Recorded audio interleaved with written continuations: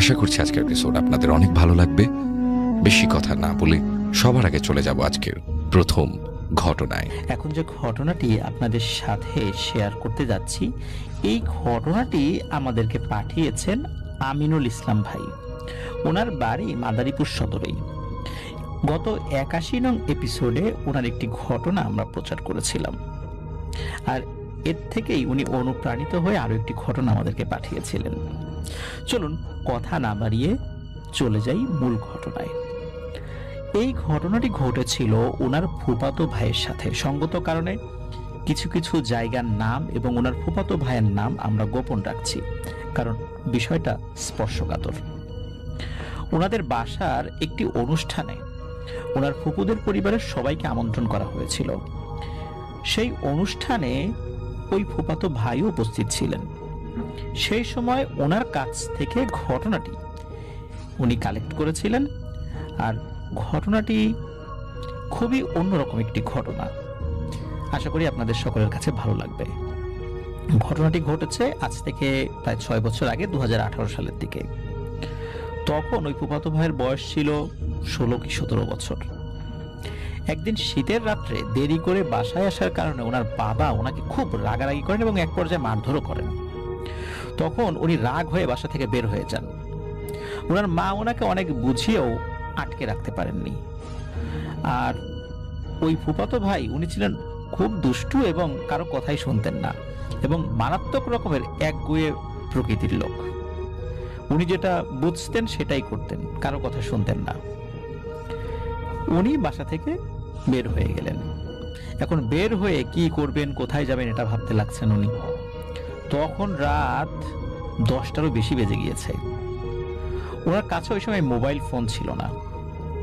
এই কারণে এক্সাক্ট কয়টা বাজে উনি অনুমান করতে পারেননি। উনি আবার চিন্তা করছেন, এই শীতের রাত্রে যদি কোনো আত্মীয় স্বজনের বাসায় যান, তারা বিষয়টি কিভাবে নেবেন। তাই ৭-৫ না ভেবে সিদ্ধান্ত নিলেন যে ওই রাতটা উনি ওনাদের এলাকার কবরস্থানে গিয়ে কাটিয়ে দেবেন। যদিও প্রথমে ভেবেছিলেন ওনাদের এলাকার মসজিদটিতে একটু দেখে আসি, মসজিদটি খোলা কিনা।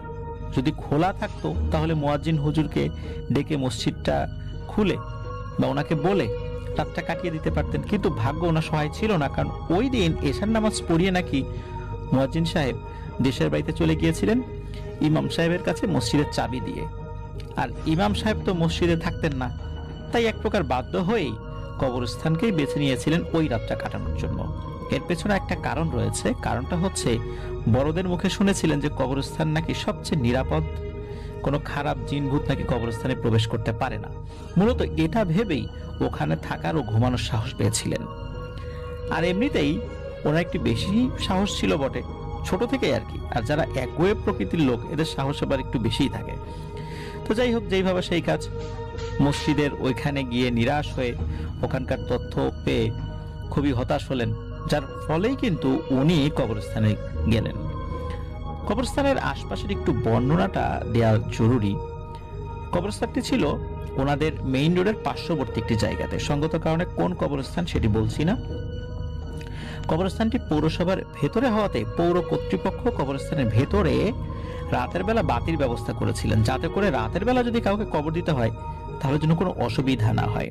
আর বাতি থাকার কারণে উনিও একটু সাহস পেয়েছিলেন। তো উনি যখন কবরস্থানে প্রবেশ করলেন, এদিক সেদিক ভালো করে তাকিয়ে দেখছিলেন যে কোথাও একটু ভালো জায়গা পাওয়া যায় কিনা রাত কাটানোর জন্য। একটি জায়গা পেয়েও জানুনি, তো সেই জায়গাটি উনি বেছে নিয়েছিলেন ওই রাত্রি কাটানোর জন্য। ওই জায়গাটি বেছে নেওয়া ছিল ওনার জীবনের সবচেয়ে বড় একটি ভুল, কারণ জায়গাটি ছিল নতুন একটি কবরের ঠিক দুটো কবরের পাশে। মানে নতুন একটি কবর হয়েছে, ওর পাশে দুটো কবর রয়েছে, তার পাশে যে জায়গাটা রয়েছে মোটামুটি ওইখানে শুয়ে থাকা যায় আর কি, এমন একটা জায়গা। আর কবরগুলো ছিল বাঁশ দিয়ে চারদিকে বেড়া দেয়া। যেহেতু শীতের রাত ছিল, তাই শীত থেকে কিছুটা বাঁচার জন্য ওই জায়গাটি বেছে নিয়েছিলেন, এই ভেবে যে বাঁশের বেড়া দেওয়া কবরটির পাশে শুয়ে থাকলে কিছুটা হলেও শীত থেকে রক্ষা পাওয়া যাবে। আর জায়গাটা এমন ছিল যে ওখানে শীত থেকে রক্ষা পাওয়ার কিছুটা ব্যবস্থা ছিল প্রাকৃতিকভাবে। তো নতুন যে কবরটি দেয়া হয়েছিল সেই কবরটির চারপাশে বাঁশের কোনো বেড়া দেয়া ছিল না। কারণ হলো কবরটি নাকি ওই রাতেই দেওয়া হয়েছিল, আর সময় স্বল্পতার কারণে রাত বেশি হয়ে যাওয়ার কারণে সবাই ভেবেছিল যে সকালে এসে কবরের চারদিকে বাঁশ দিয়ে বেড়া দিয়ে যাবে। যদিও বা উনি এটা জানতে পেরেছিলেন ওনার সাথে ভয়ানক ঘটনাটি ঘটার পরের দিন সকালবেলা। তো যাই হোক, এরপর উনি যখন ঘুমানোর জন্য শুয়ে পড়েন, শীতের তীব্রতার কারণে ঘুম আসছিল না, শুধু এদিক ওদিক করছিলেন। এরপর একটি সময় ঘুমিয়েও জানুনি। ঠিক কত সময় ঘুমিয়েছিলেন ওনার ঠিক আন্দাজ নাই। আর ঘুমাতে পেরেছিলেন কারণ হলো শীতের কাপড় চোপড় তো পরে বের হয়েছিলেন। ওনার ঘুম ভেঙে যায় কামড়ানোর শব্দে, মানে কোনো কিছু একটা কামড়ানো হচ্ছে, কটমট কটমট শব্দ হচ্ছে, এরকম শব্দ ওনার ঘুম ভেঙে যায়। তো ঘুম ভাঙার পর উনি ঘুম থেকে উঠে বসেন। আর রাত কয়টা বাজে এটা উনি আন্দাজ করতে পারেন নাই। চারদিকে কুয়াশার চাদরে একদম ঢেকে গেছে। কাছ থেকে 10 ফুট দূরের বস্তু ওই সময় ভালোভাবে নজরে আসে না। এর ভেতরে আবার এরকম হাড় কামড়ানোর কটমটে শব্দ।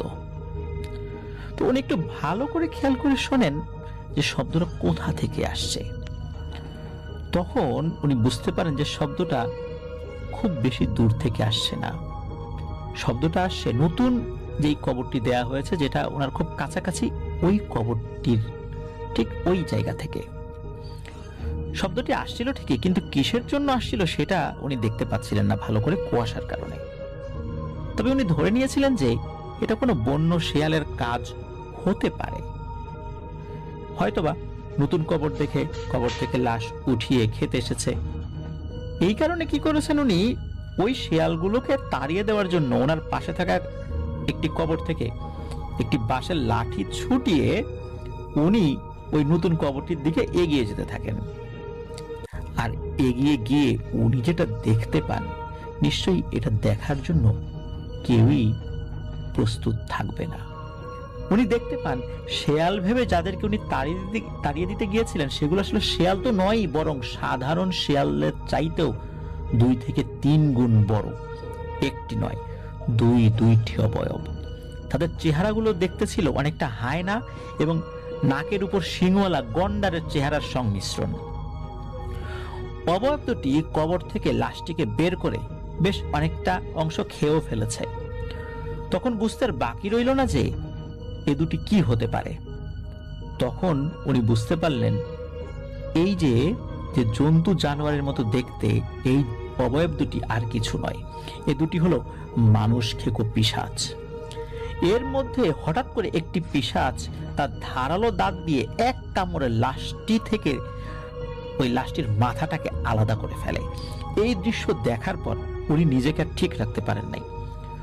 প্রচন্ড জোরে একটা চিৎকার দেন, চিৎকার দিয়ে পেছনের দিকে দৌড় দেন। ওইদিকে ওনার চিৎকার শুনে ওই পিশাচটি ওই লাশটিকে ছেড়ে এবার ওনার দিকে তেড়ে আসতে থাকে।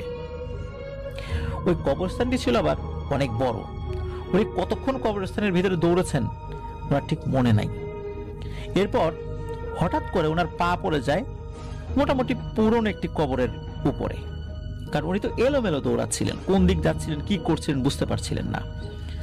আর ওনার ওই পা যখন কবরের উপর পড়েছে, ওই কবরটি ভেঙে উনি ধপাস করে নিচে পড়ে যান।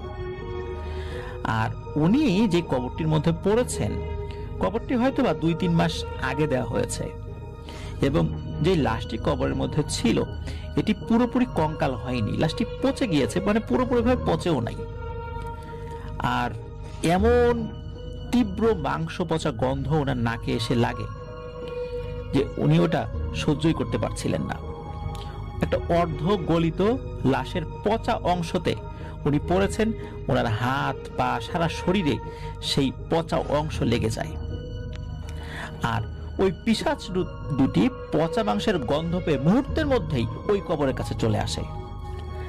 আর কবরের মধ্যে উকি দিয়ে ওই পিশাচ দুটি গোংরানো শব্দ শুরু করে দিয়েছে। আর ওই কবরে কিন্তু উনি পড়ে আছেন। পিশাচ দুটি তাকে ছেড়েই দিয়েছিল একরকম, কিন্তু যখন ওই কবরের মধ্যে পড়ে যায় এবং তীব্র মাংস পচা গন্ধ ছড়িয়ে পড়ে, তখনই ওই পিশাচ দুটি ছুটে আসে ওই কবরের দিকে। উনি ওই পিশাচ দুটিকে উপরে দেখে চিন্তা করেছেন, আজ আর আমার বেঁচে থাকা সম্ভব নয়। এই পিশাচ দুটি এখনই এক কামড়ে আমার ধর থেকে মাথা আলাদা করে ফেলবে। এই চিন্তা করছেন আর মনে মনে দোয়া দুরুদ পড়ার চেষ্টা করছিলেন, কিন্তু পারছিলেন না। হঠাৎ করে দূরে থাকা একটি মসজিদ থেকে ফজরের আজান ভেসে আসে, আর তৎক্ষণাৎ পিশাচ দুটি ওখান থেকে চলে যায়। আর কবরটিতে যখন উনি পড়েছেন তখন ওনার পায়ে কোমরে প্রচন্ড ব্যথা পেয়েছিলেন। উনি কোনোভাবেই ওই কবরটি থেকে উনি উঠে আসতে পারছিলেন না। কবরটি থেকে উঠে আসার জন্য যে পরিমাণ শক্তি প্রয়োজন ছিল, শরীরের আঘাত এবং মানসিকভাবে প্রচন্ডভাবে বিপর্যস্ত থাকার কারণে উনি সেই শক্তিটুকুও হারিয়ে ফেলেছিলেন। আর প্রচন্ড শীতে ওনার কণ্ঠটাও ভেঙে গিয়েছিল। উনি চিৎকার দিলেও সেই চিৎকার আসলে বেশি দূরে যাচ্ছিল না। কঠিন ওই পরিস্থিতির মধ্যে ওনাকে বেশ খানিকক্ষণ অপেক্ষা করতে হয়।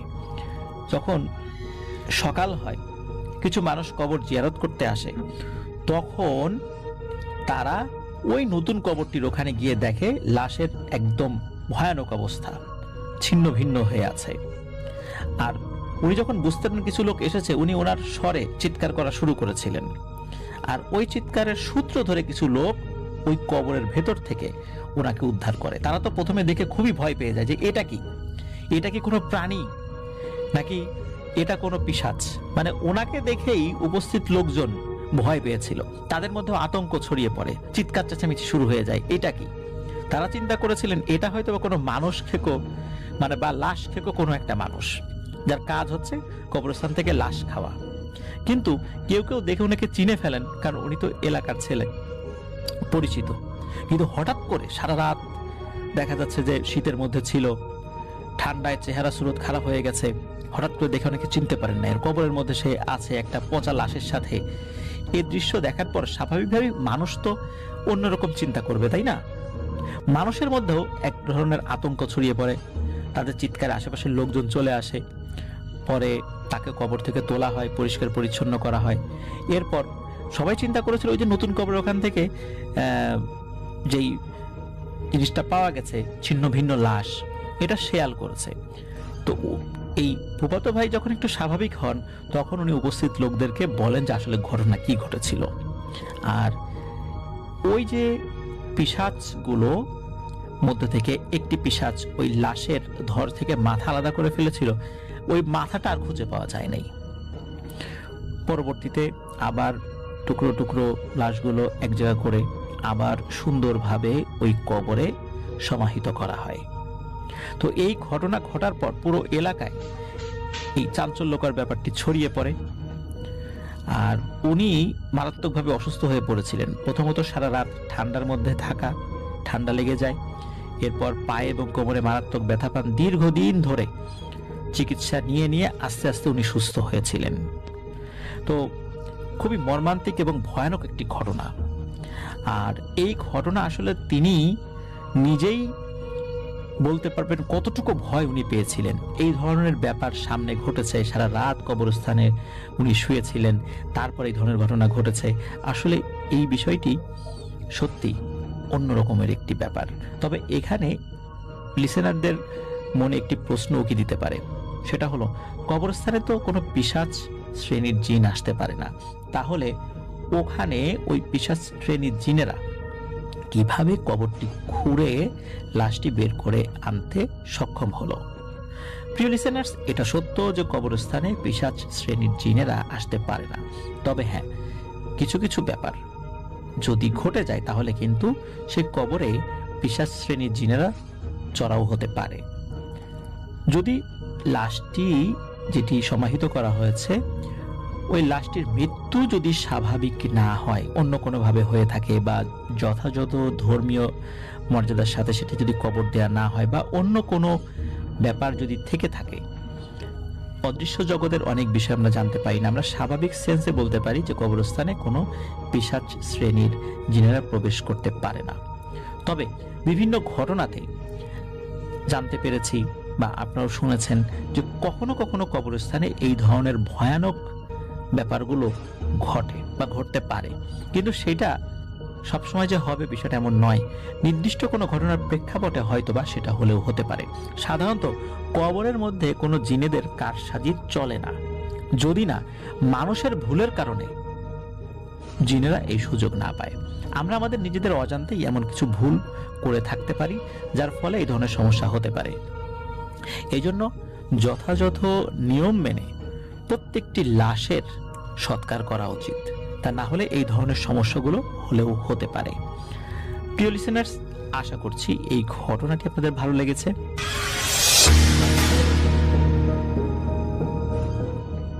হয় আমরা লাস্ট দিন জাহিদ ভাইয়ের ঘটনা শেয়ার করার সময় বলেছিলাম যে উনি মামুন নামে একজনের ঘটনা শেয়ার করবেন। এটা অনেকটা আগের ঘটনার সাথে কিছুটা রিলেটেড আর কি। তো এইখানে উনি আমাকে জাহিদ ভাই বলেছিল যে এভাবেই চলছিল।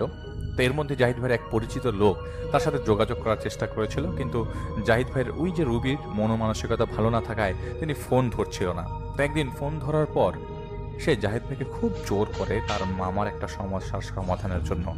তাই অনেক ভেবে চিনতে সেই পরিচিত লোকের সাথে তার মামাকে দেখতে যান জাহিদ ভাই। তো তার মামার বাসায় যাওয়ার পরে জাহিদ ভাই সেই পরিচিত লোকটিকে বলে, পুরো ঘটনা শেয়ার করেন জাহিদ ভাইয়ের সাথে, মানে জাহিদ আমার সাথে শেয়ার করেন, জাহিদ ভাই বলেছে। তো তার মামার নাম হচ্ছে মামুন, এবং ওই লোকটা ছিল প্রচণ্ড রকমের উৎসুক এবং চঞ্চল প্রকৃতির। তিনি প্রাপ্তবয়স্ক হওয়ার পর থেকেই সবসময় চেয়েছিল যে অদৃশ্য কিছু যে শক্তি আছে সেটা নিজের বশে রাখতে, কারণ তিনি মাঝে মাঝে বিভিন্ন জায়গায় অশরীরী কিছু উপস্থিত অনুভব করতে পারত। তিনি ইন্টারনেট থেকে ঘাটাঘাটি করে জানতে পারে যারা এমন অনুভূতির অধিকারী তারা স্পেশাল হয়ে থাকে, আর তারা চাইলে মেডিটেশন করে অন্য মাত্রায় তাদের ক্ষমতাকে নিয়ে যেতে পারে। অনেক দিনের রিসার্চের পর তিনি ঠিক করেন তিনি হাসিল করবেন অদৃশ্য শক্তিকে। তো তাই বিভিন্ন কবিরাজ হুজুরদের কাছে যে তিনি তার খুশি অনুযায়ী বিভিন্ন আমল ও মন্ত্র সাধনা করেছে, কিন্তু সব সময় তিনি দেখত যখনই তিনি সাধনা করতেন ঘরের ভেতরে তখনই জানালার পাশে একটা ছায়া মূর্তি দাঁড়িয়ে আছে। যার যদি খোলা আসমানের নিচে সাধনা করত তখন দেখত একটা ছায়া দূরে দাঁড়িয়ে আছে। তবে এভাবে চলতে থাকার কারণে তার এই ছায়াকে হাসিল করার তাড়না পেয়ে বসে। তাই তিনি এমন কাউকে খুঁজছিল যে তাকে সাহায্য করবে। এই ছায়া যেটা তার কাছে আসে কিন্তু দূরে দাঁড়িয়ে থাকে, তাকে বশ করে কাছে আনতে হবে। অনেক খোঁজে তিনি একজন লোকের খোঁজ পান। তিনি সুন্দরবনের আশেপাশের কোনো এক এলাকায় বসবাস করত। তো মামুন যখন সেই লোকের কাছে এসে হেল্প চায় তখন সেই লোক শুরুতেই মানা করে দেয়। এরপরও মামুন বেশ কয়েকদিন জোরাজুরি করে অনুনয় করে পরে তাকে রাজি করে। তো সেই কবিরাজ মামুন সাহেবকে বলে, ভালো করে বোঝায় যদি নিয়ম ভঙ্গ করে তবে মামুনের বড় ধরনের ক্ষতি হতে পারে।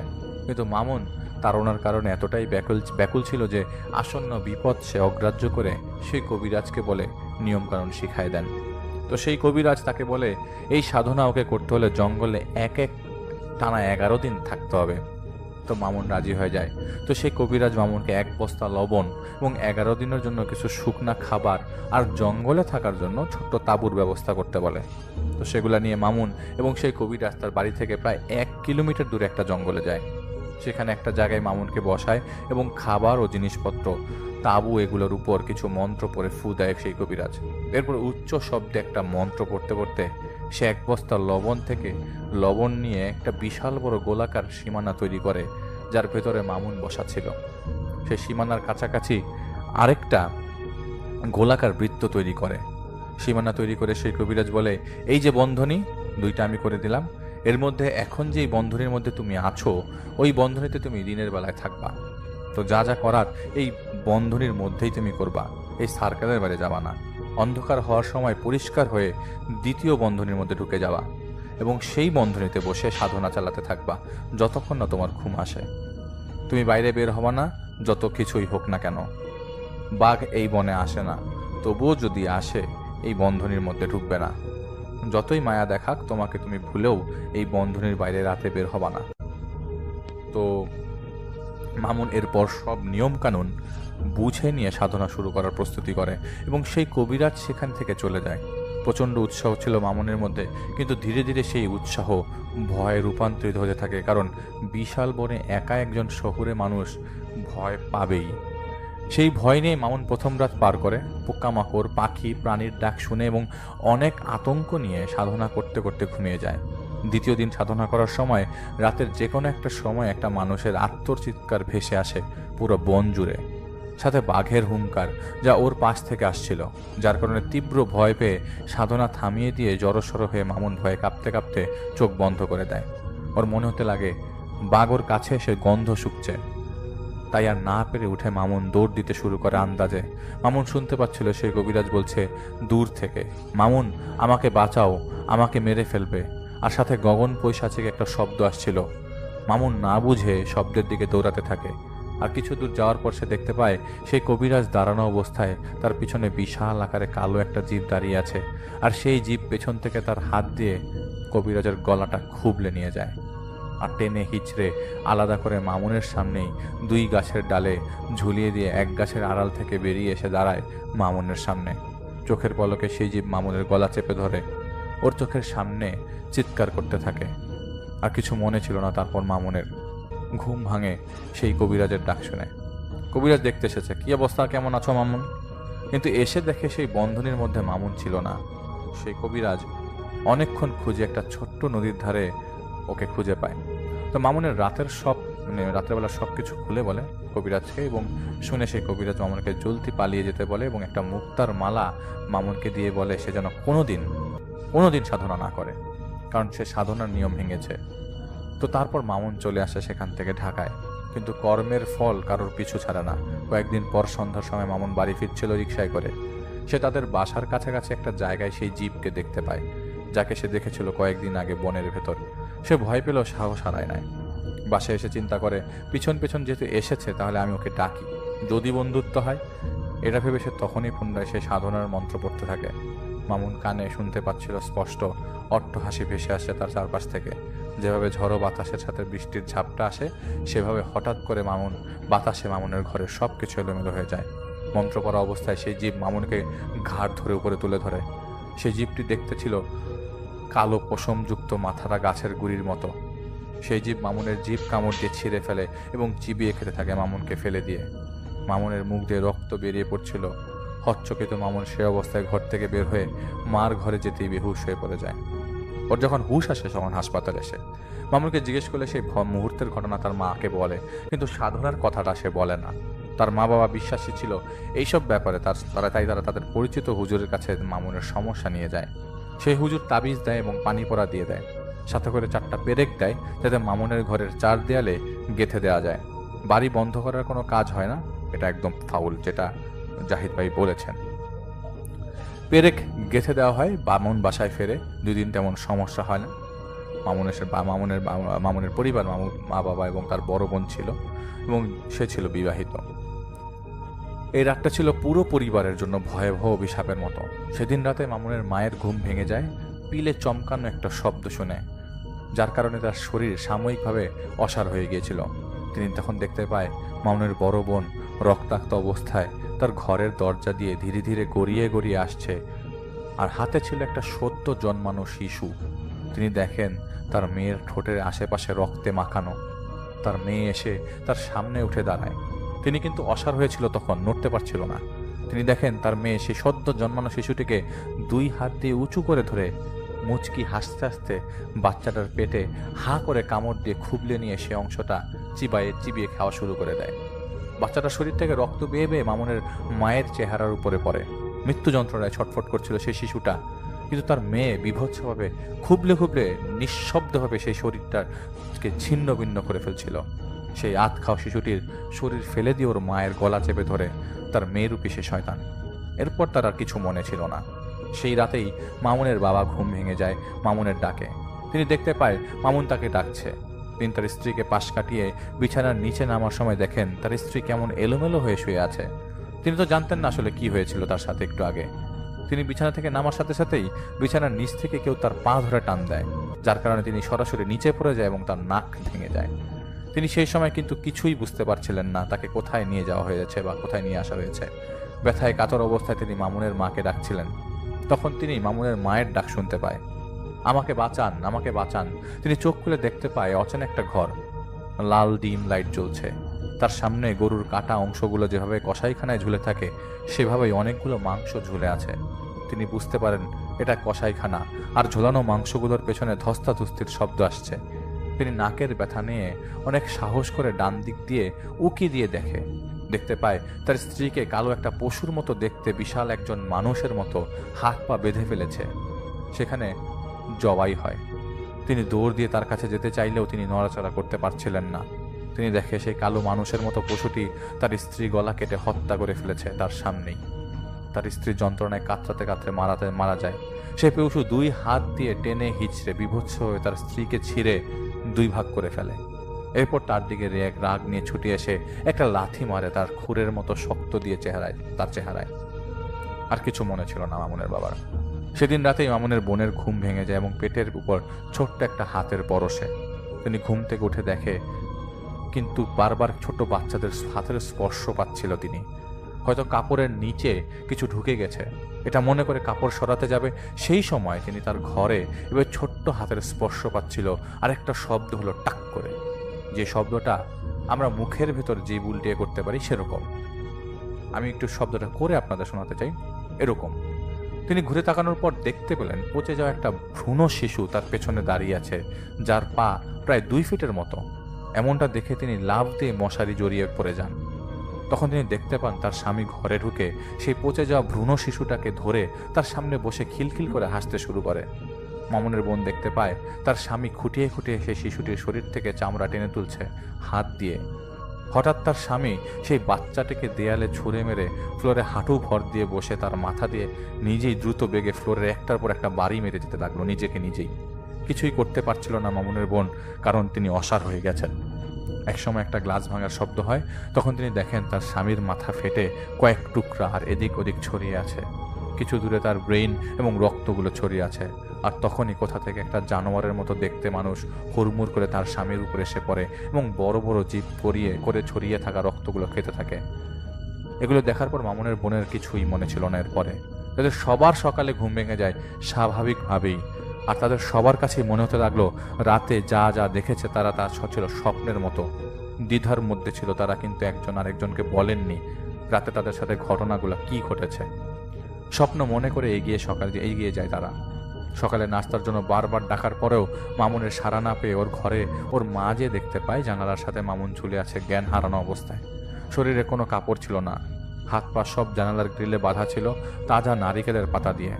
মামুনের মায়ের ভয়ার্ত চিৎকার, তার বোন এবং বাবা সেখানে এসে মামুনকে উদ্ধার করে পানি ছিটিয়ে হুঁশ আনে। মামুনকে জিজ্ঞাসা করা হয় কি হয়েছিল, কিন্তু মামুন কথা বলতে পারছিল না। এমন অবস্থায় সেদিন দুপুরেই কাকরাইল এলাকার এক হুজুরের কাছে মামুনকে নিয়ে যায় সবাই। সেখানে সেই হুজুরকে তাদের সাথে রাতে ঘটা ঘটনা খুলে বলেন। মামুনকে নারিকেল পাতা দিয়ে জানালায় ভেজে রাখার কথা বলেন। তিনি মামুনকে দেখেন। এরপর হুজুর বলেন মামুনের জিভ ভারী করে দিয়েছে, তাই সে জিভ নাড়াতে পারছে না, কথা বলতে পারছে না। তখন সেই হুজুর একটা মিষ্টি এবং কিছু জমজমের পানি মামুনকে খাইয়ে দিয়ে ঝাড়ফুঁক করে। প্রায় 1 ঘন্টা পর মামুন কথা বলার মতো অবস্থায় আসে। তার কাছে সেই হুজুর সরাসরি মামুনকে বলে, সত্য বলো, কি এমন করেছো যার জন্য তুমি আর তোমার পরিবার এখন বিপদগ্রস্ত? তখন মামুন বলে দেয় জঙ্গলের সাধনার কথা। এরপর হুজুর জানতে চান কি হয়েছিল রাতের বেলা। মামুন বলে রাতের 3টার সময় ওর ঘুম ভেঙে যায়। সেই কবিরাজের ডাক শুনে সে উঠে দেখতে পায় সেই বনের মধ্যে চলে এসেছে, যেই বনে সে সাধনা করত। মামুন বাঁচা আমাকে, এটা সে শুনতে পাচ্ছিল দূর থেকে ভেসে আসছে। কোনো উপায় না পেয়ে মামুন দৌড় দিতে থাকে যেদিক দিয়ে শব্দ আসছিল সেদিকটায়। হঠাৎ সে দেখতে পায় সেই জীবকে, যাকে সে বারবার দেখছিল, বিশাল আকারে কালো পশমযুক্ত মানুষের মতো, কিন্তু মাথাটা গাছের গুড়ির মতো। মামুন দেখতে পায় সেই কবিরাজকে 2টি গাছের সাথে 2 হাতে কিছু দিয়ে বেঁধে ঝুলিয়ে রেখেছে। পুরো শরীর খুবলে নিয়েছে, টপ করে রক্ত ঝরছে। সেই কবিরাজ বলে, তোর জন্য আমার এই হাল, তোর জন্য। এটা বলার সাথে সাথে বিকট একটা পৈশাচিক গোংরানির শব্দ আর একটা বড় গাছের ডাল সেই কবিরাজের শরীর ভেদ হয়ে বের হয়ে আসে। এই প্রথমবার মামুন দেখতে পায় সেই জীব ঠিক কবিরাজের ঘাড়ের পেছনে। কাঁদতে থাকা কবিরাজের মাথাটা ছিঁড়ে হাতে নিয়ে সেই জীব মামুনকে ধরে ফেলে। এতটুকুই ওর মনে ছিল। এইসব শুনে সেই হুজুর ভৎসনা করে মামুনকে, যে তার জন্যই আজ এই জানহানির বিপদ পড়েছে তার পরিবার। হঠাৎ মামুন মৃগী রোগীর মতো কাঁপতে শুরু করে, দেয়ালে ভয়ানকভাবে মাথা ঠুকতে শুরু করে। সেই হুজুর যখন পানি পড়া ছেটায় ওর উপর, তখন মামুন ঘুরে দাঁড়ায়। হিংস্র ভাব ভারী গলায় বলতে শুরু করে, আর একটা ফোঁটা পানি যদি ফেলিস, তোর ছেলে ওই ঘরে ঘুমোচ্ছে, ওর গলাটা এখন টান দিয়ে ছেড়ে ফেলবো, তোর আগে জিভটা ছিঁড়বো, তুই কিছুই করতে পারবে না বলে চাপা গলায় হাসতে থাকে মামুন। হুজুর তেমন বিচলিত হয় না। তিনি তার মতো করে ঝাড়ফুঁক করে মামুনকে হুঁশ ফিরিয়ে আনে। হুজুর বলে দেয় তিনি 2 দিন পর আসবেন তাদের বাসায়, সেখানে এসে যা করার তা করবেন মামুনকে ঠিক করার জন্য। এদিকে মামুনের উপর সেই জীবের প্রভাব প্রবলভাবে বেড়ে যাচ্ছিল, যা ছিল অস্বাভাবিক। সে যাকে দেখতো তাকে নিয়ে অজস্র কথা সে এক নাগারে বলে যেত। তার মা বাবা বোনের ব্যাপারে এমন সব কথা সে সেদিন বলে যেতে লাগলো যা তারা নিজেরাই কাউকে বলেনি কোনোদিন। জানালায় লাফ দিয়ে উঠে যে আঁকড়ে ধরে ঝুঁকে থাকতো বাদুরের মতো, কাছে গেলেই থুতু মারত। এমন অবস্থায় 2 দিন পর সে হুজুর আসে, এসে দেখতে পায় সেইভাবেই জানালায় ঝুলে আছে মামুন। হুজুরকে দেখে সে নেমে যায়, গায়ে কাটা ধরার মতো করে গড়িয়ে গড়িয়ে তার দিকে এসে এসে এসে বসে পড়ে। এক নাগারে অনেক কথা সে বলতে থাকে সবার ব্যাপারে। হুজুর আমল করে ঝাড়ফুঁক শুরু করে। মামুন রীতিমতো সেজদার মতো অবস্থায় যে সমানে নিজের মাথা ফ্লোরে মারতে শুরু করে। রক্তাক্ত হয়ে যাওয়ার শেষ পর্যন্ত হুজুর আমল থামিয়ে দেয়। আমল থামানোর পর সে অট্ট হাসি দিতে দিতে সাধো সাধো বুরুন্ডি সাধো বলতে থাকে, যার অর্থ তখন কেউ বুঝতে পারেনি। হুজুর চলে যাওয়ার পর অনেকের কাছে মামুনকে নেওয়া হয়, কিন্তু কিছুদিন ভালো থাকার পর তার সমস্যাটা আবার ফিরে আসে। ধীরে ধীরে মামুনের বাড়িতে সেই জীবের অন্যান্য অনুসারীরা এসে উৎপাত শুরু করে এবং দুর্বিষহ করে তোলে তাদের জীবন। এই কথাগুলো গাড়ি থেকে নেমে হেঁটে যেতে যেতে জাহিদ ভাই সেই পরিচিত লোকটা বলছিল, কিন্তু মনোমানসিকতা ভালো না থাকায় তখন জাহিদ ভাই তেমন গুরুত্ব দেয়নি সমস্যাটাকে বা সমস্যা যে সৃষ্টি করছে তাকে।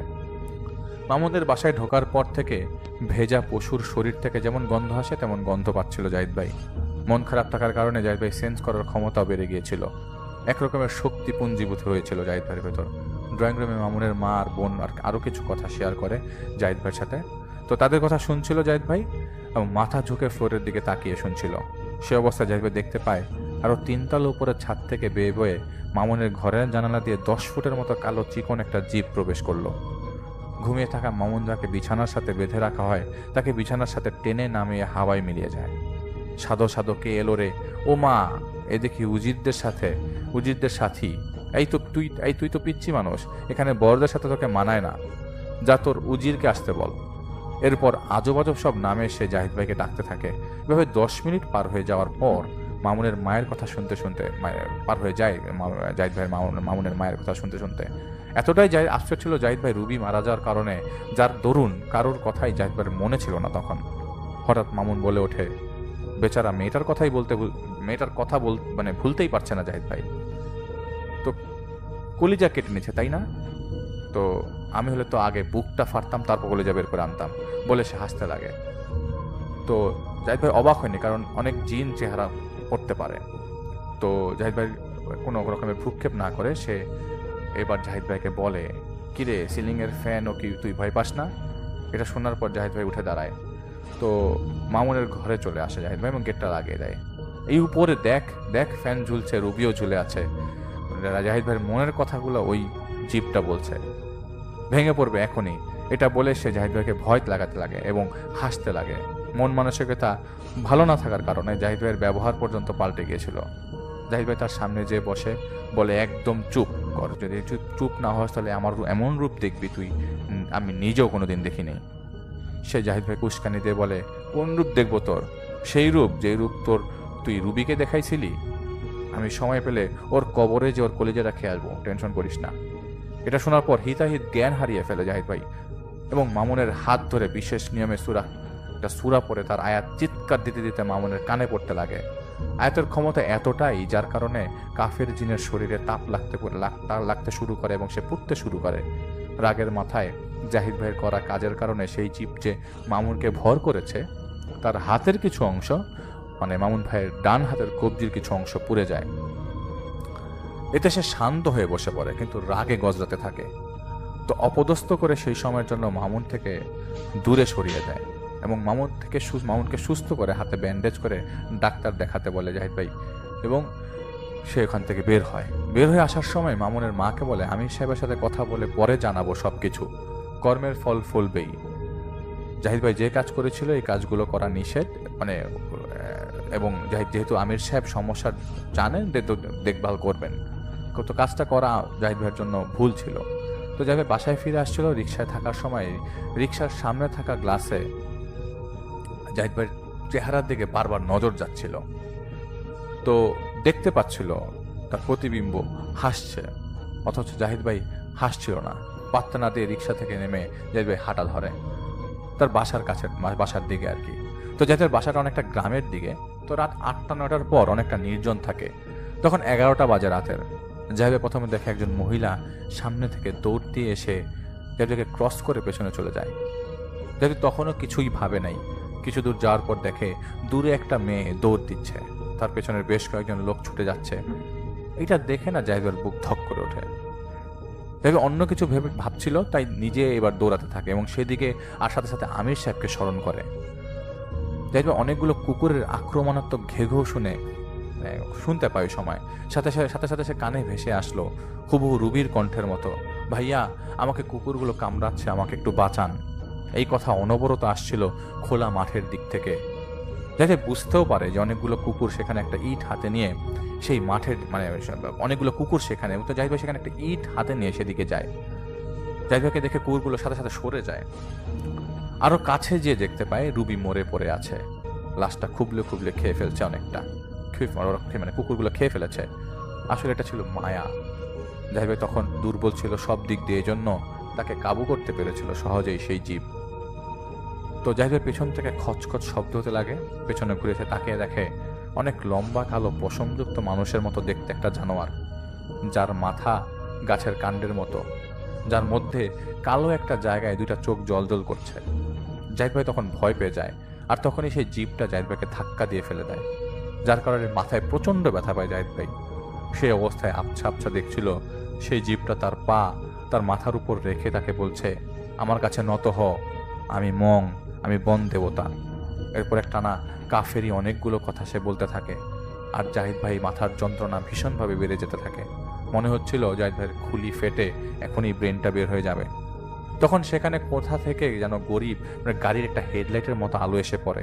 জাহিদ ভাই শুনতে পায় আমির সাহেবের কণ্ঠ থেকে, তিনি সেই জীবকে উদ্দেশ্য করে বলছিলেন, জীব এবং ঘোড়া সমান গতিতে ছুটে চলে, এজন্য জীব আর ঘোড়ার লাগাম ধরে রাখতে হয়। যদি লাগাম ছুটে যায় তবে উভয়ের সওয়ারকারীকে বিতাড়িত হয়, হও নেলে পস্তাতে হবে। এরপর কি হয় তা জাহিদ ভাইয়ের আর খেয়াল ছিল না, কিন্তু এতটুকুই খেয়াল ছিল জাহিদ ভাইয়ের আমির সাহেব টেনে হিচড়ে নিয়ে যাচ্ছিল কোথাও। ঘুম ভাঙে শেষ রাতের দিকে। জাহিদ ভাইয়ের বাসার বারান্দাতে শুয়ে আছে। তখন একটু দূরেই বসে আছে আমির সাহেব, আজানও হচ্ছিল ফজরের। জাহিদ ভাইয়ের মাথাটা প্রচন্ড ভার ছিল। আমির সাহেব জাহিদ ভাইয়ের কাছে এসে রিংটা ফ্লোরে রেখে দেয়। তিনি চলে যাচ্ছিলেন, যাওয়ার সময় শুধু এতটুকুই বলেন, ইয়া আইয়ুহাল্লাযীনা আমানু নুস্তাঈনু বিস-সুবরি ওয়াস-সালাহা ইন্নাল্লাহা মা'আস সাবিরিন। আল্লাহ কি বলেছেন জানো? তিনি বলেছেন, হে ঈমানদার, সবর এবং সালাতের দ্বারা সাহায্য গ্রহণ করো, আল্লাহ সবরকারীদের সাথে আছেন। সূরা বাকারা আয়াত 153। এটা বলে তিনি চলে যান। রিংটা হাতে নেয় তিনি। জাহিদ ভাই নিজেকে টেনে নিয়ে কোনো রকম গোসল করে নামাজ পড়ে ঘুমিয়ে যায় সেদিন। সন্ধ্যায় আমির সাহেবকে সে ডাকে মামুনের সমস্যার কথা আর যা যা হয়েছে তাদের সাথে বলার জন্য। আমি ছোট করে একটু বলি, রুবির ঘটনার পর কিন্তু জাহিদ ভাইয়ের সাথে ওই আমির সাহেবের খুব সম্পর্কটা তো ভালো ছিল না। তো জাহিদ ভাই ওনাকে আশ্বস্ত করে জাহিদ ভাই এখন ঠিক আছে। তখন তিনি বলেন মামুনের উপর মংয়ের উপর প্রভাব পড়েছে, কিছু পাওয়ার তাড়নার কারণে সেই মংকে ডেকেছে। এই মং থাকে আসামের মায়াং এলাকায়, আশেপাশে কোথাও। তারপর আমির সাহেব জাহিদ ভাইকে কিছু নিয়ম শিখে দেয়, বলে যে 2 দিন রোজা রেখে তার পরের দিন তিনি সহ যাবেন মামুনদের বাসায়, কিছু কাজ করে দেবেন, ধীরে ধীরে মংয়ের প্রভাব সরতে থাকবে। এটা একবারে বা একদিনে হবে এটা জাহিদ ভাইকে তিনি বলে দেন। তো নিয়ম পালন করে জাহিদ ভাই 4th দিন যায় মামুনদের বাসায়। তো বাসায় ঢুকে জাহিদ ভাই মামুনের ঘরে চলে যায়, নিয়ম অনুযায়ী 5টা মোম জ্বালিয়ে দেয়, মামুনকে বলে মংকে ডাকো। তো মামুনের চারপাশে হাঁটা চলা জাহিদ ভাই হাঁটছিল ততক্ষণে আমির সাহেব এবং তার কয়েকজন সাথী এসে পড়েছে সেখানে। তিনি বাইরে দাঁড়িয়ে রইল আর কি। গরম একটা ঝড়ো বাতাস এসে লাগে জাহিদ ভাইয়ের গায়ে। জাহিদ দেখলো জানালা ভেদ করে মং মামুনের পিছনে বসে মামুনের মধ্যে মিলিয়ে যায়। জাহিদ ভাই সূরা পড়ছিল মনের মধ্যে প্রচন্ড আক্রোশ নিয়ে, কোনো দোয়া না, আমি আবারও বলি, সূরা পড়ছিল, আক্রোশ ছিল। আর সুযোগ পেলে জাহিদ ভাই মংকে মেরে ফেলবে, প্রচন্ড ক্ষোভ ছিল। আর জাহিদ ভাইয়ের মধ্যে যার কারণে ভুলও ছিল সূরা পড়ার সময়। তো জাহিদ ভাই শুনলো আমির সাহেবের সাথে এক সাথীকে জাহিদ ভাইয়ের সাথে বলতে যে, দেখুন আপনার এই ছেলেটা আজ একটা অঘটন ঘটাতে পারে। আমির সাহেব জাহিদ ভাইকে বলেন, সবুর জাহিদ, সবুর। আমির সাহেব মংকে বললেন, নিজে এসেছো ভালো কথা, সাঙ্গপাঙ্গ কেন এনেছো? এই সময় জাহিদ ভাই প্রচুর ব্যাঙের ডাক শুনতে পাচ্ছিল। তখন মং বলে, চারদিকে কত তাজা তাজা কলিজা ঘুরে বেড়াচ্ছে, অনেকদিন ধরে ইনসানের কলিজা চাবাই না। এই শুন বলে সে জাহিদ ভাইয়ের মুখ ঘুরিয়ে বলে, জানিস শেষবার কবে খেয়েছি তাজা কলিজা? গতকাল রাতে তোর আদরের রুবির, কিন্তু সমস্যা হলো বাসি কলিজা। বলে সে জাহিদ ভাইয়ের দিকে থুতু মারে। এগুলো কিন্তু সব ডাইভার্ট করার জন্য, আমি আপনাদের সবাইকে বলছি, এগুলি কিন্তু শুধুমাত্র ডাইভার্ট করার জন্য। তো জাহিদ ভাই সূরা পড়া বন্ধ করে আবারও মামুনের ঘাট ধরে সূরা পড়তে যাবে, তখন আমির সাহেব বলতে লাগলেন, থামো জাহিদ, কি ব্যাপার, কাবু রাখো নিজেকে। আজ এতদিন যাবৎ কাজ করো, জানো তো সব, মনোযোগ হারাচ্ছ কেন? ছাড়ো ওকে, শান্ত হয়ে বসো। জাহিদ ভাই আমির সাহেবের আরেক সাথী বলল, ওকে আজ পাঠিয়ে দিন, ও আজ এখানে কিছু একটা ঘটাবেই। আর জাহিদ ভাই কি যেন হলো, তখন তার ঘাড় ঘুরিয়ে ওনাদের দিকে এমন হয়ে জাহিদ ভাই তাকিয়েছিল যেন তারাই জাহিদ ভাইয়ের শত্রু, মানে আমির সাহেবের সাথীরা। ঠিক তখন মামুনকে ছেড়ে দিয়ে সোজা জাহিদ ভাইয়ের গলা চেপে ধরে। এক মুহূর্তের জন্য জাহিদ দেখতে পায় জাহিদ ভাইয়ের অতীতের এমন সব মুহূর্তগুলো যার জন্য সিলিং ফ্যানের ভয় জাহিদ ভাইয়ের মধ্যে এখনো আছে। ততক্ষণে জাহিদ ভাইকে ছেড়ে দেয় আমির সাহেব জমজমের পানি ছিটালে। জাহিদ ভাই শুনতে পাচ্ছিল, শুন, যখন ফাঁসিতে ঝুলবি তখন বুক জ্বলবে, চোখে কাটা ফুটবে, ঢোক গিলতে পারবি না, চোখ বেরিয়ে যেতে চাইবে, তারপর সব কিছু শান্ত হয়ে যাবে। কিরে, ফ্যানে কে ঝুলেছিল সেদিন? এটা বলার সময় আমির সাহেব একটা আঘাত করেন মংকে। আর জাহিদ ভাইয়ের কাছে এসে জাহিদ ভাইকে বসে উনি বলেন, তুমি চলে যাও জাহিদ, আমরা দেখবো সব কিছু এখানে। আমির সাহেবরা তাদের কাজ করছিল, কিন্তু ততক্ষণে জাহিদ ভাইয়ের মেন্টাল কন্ডিশন খারাপ হয়ে গেছিল। জাহিদ ভাই দেখলো মং পালিয়ে গেছে। আর যখন আমির সাহেব ছোট্ট একটা খাঁচায় মংয়ের কয়েকজন অনুসারীকে বন্দি করলেন, তিনি দেখেন মামুনদের বলে দাও মাসখানেক সময় লাগবে সমস্যার সমাধান করতে। তারা সেখান থেকে বিদায় নেয় এবং জাহিদ ভাইকে বলে দেয় মামুনদের বাসার পাশে মাঠে যেয়ে ওনাদের সাথে দেখা করতে। জাহিদ ভাই বের হয়ে যায়, মাঠে যায় এবং যেখানে দাঁড়িয়েছিল, এবং শীতের সময় ছিল, আরেকটা রাস্তায় তখন শুকনো ময়লায় আগুন জ্বালিয়ে রেখেছিল কে জানো।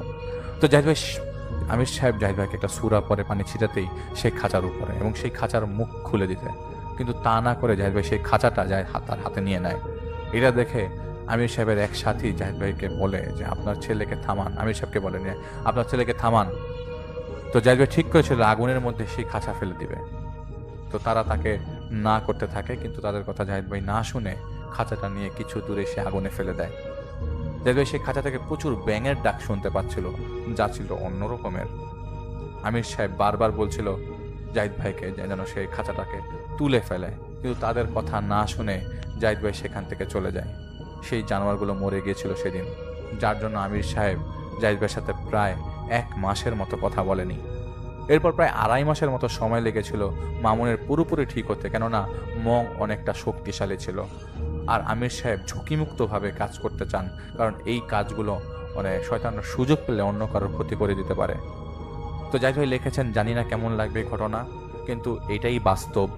জাহিদ ভাই সাফাই দেওয়ার মতো লোক না, তখন মানসিকতা ভালো না থাকায় মংয়ের দুর্বলতা যেন তাকে সুযোগ নিয়েছে এবং তাকে দুর্বল করতে পেরেছিল, আর সে সফল হয়েছিল।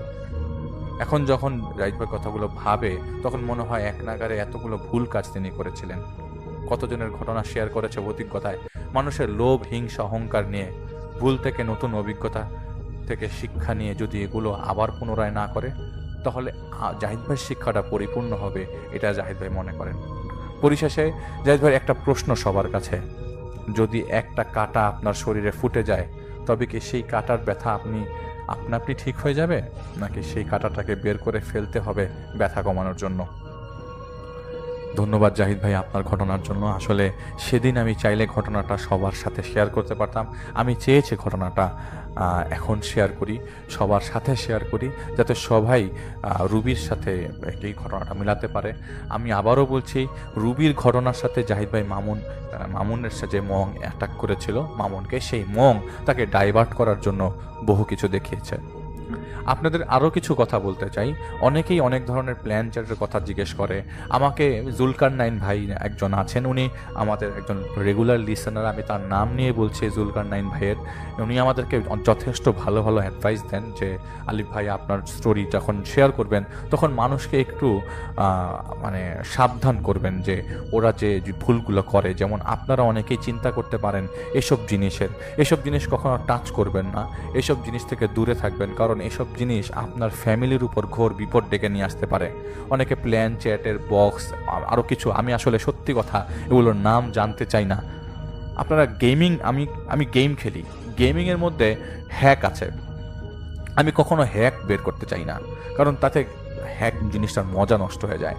তাই আপনারা কোনো কিছুর গভীরে যাওয়ার চেষ্টা করবেন না, কোনো কিছুর আদলে যাওয়ার চেষ্টা করবেন না। অনেকেই অনেক কিছুর মানে ইন্সপিরেশন নিয়ে নতুন নতুন জিনিস ট্রাই করতে বসেন, আর এইসব জিনিসগুলো খুব রিস্কি। এইসব জিনিসগুলো রিস্কি থাকবার কারণে আমরা সবাইকে হেল্প করতে পারি না। আপনারা হয়তো আমার কথাগুলো মানে বুঝেছেন অথবা আমার কথাগুলো ভালোভাবে নেননি, এটা সম্পূর্ণ আপনাদের বিষয়, কিন্তু ভৌতিক অভিজ্ঞতাই শেয়ার করা ভৌতিকতার মেইন কাজ। অনেকে বলে আপনারা খালি জিন ভূতের ঘটনাই বলেন, তাহলে আমরা আসলে আর কিসের ঘটনা বলতে পারি? গ্রামের ঘটনা, অ্যাম্বুলেন্সের ঘটনা, অথবা কোনো একটা বাসার ঘটনা? অভিজ্ঞতার থেকে তো বড় ঘটনা আসলে নাই আমি মনে করি। তো আপনারা সবাই আমাদের সাথে থাকবেন, এইটাই প্রত্যাশা। আপনাদেরকে মনের কথা মাঝে মধ্যে বলে ফেলি, আশা করি কিছু মনে করবেন না।